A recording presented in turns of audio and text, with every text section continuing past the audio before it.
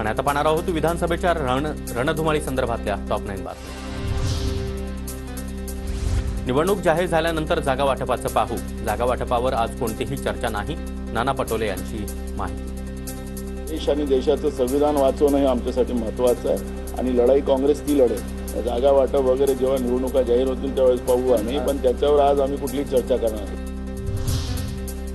जिंकेल त्याची जागा हे आमचं सूत्र। उद्धव ठाकरे मुख्यमंत्री झाले ती त्यावेळची गरज, संजय राऊतांचं वक्तव्य। काँग्रेसचाच मुख्यमंत्री होईल 100% खात्री, बाळासाहेब थोरात यांचा दावा। तर मी महाविकास आघाडीच्या मुख्यमंत्रीपदाचा चेहरा, थोरातांच्या वक्तव्यावर जितेंद्र आव्हाड यांची प्रतिक्रिया। 100% खात्री आहे, मुख्यमंत्री होणार, महाविकास आघाडीचा काँग्रेसचा मुख्यमंत्री होईल याची खात्री मला आहे। मुख्यमंत्रीचा चेहरा कोण असेल याचा प्रश्न आहे, तर त्यावरती मी चेहरा आहे, काय ऑब्जेक्शन आहे आपलं आहे का? मग सांगून टाका।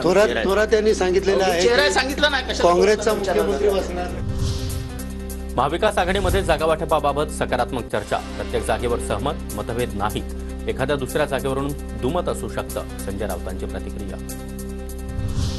बापूसाहेब पठारेंच्या पवार गटातील प्रवेशानं समीकरणं बदलली, वडगाव शेरीमध्ये अजित पवार गट विरुद्ध शरद पवार गट लढतीची शक्यता, सुनील टेंगरे विद्यमान आमदार तर जगदीश मुळीक देखील महायुतीमधून इच्छुक। अजित पवार गटाकडून समन्वयकांची नेमणूक करण्यास आता सुरुवात, पक्षातील अंतर्गत वाद टाळण्यासाठी समन्वयक, पुण्यामधील राहुल पोकळे यांची मुख्य समन्वयक म्हणून नेमणूक।